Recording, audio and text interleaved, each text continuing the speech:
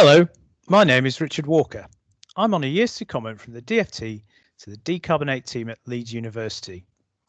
I've been working on the Decarbonising Transport series of briefings for the Local Government Association. Across England, 182 councils have now declared a climate emergency. They are right to do so. We are in a climate emergency. Transport accounts for a third of UK carbon emissions. To meet our Paris Agreement commitments, we must rapidly cut emissions from transport, starting now.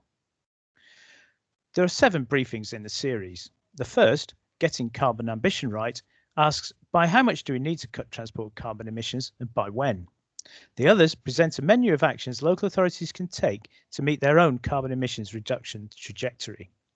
Electric vehicles, moving activities online, land use planning, more use of buses and cycling, and better management of parking.